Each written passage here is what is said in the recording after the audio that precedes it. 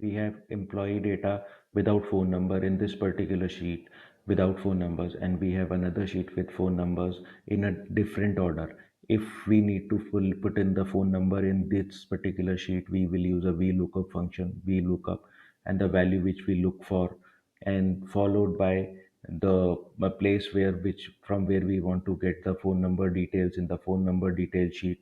Here I will select the table array from where I get to need the number. This is the first, and this is the first column. This is the second column. This is the second column which I need to pick over there, followed by a false. False will signify that the exact match against a phone number is to be given, not an approximate match. Then I need to press enter. I will get the phone number.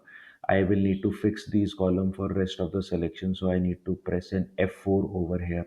Once I press an F4 from the keyboard, then I will get the phone number and I will drag to get the phone number of all the employees from that particular sheet. Thank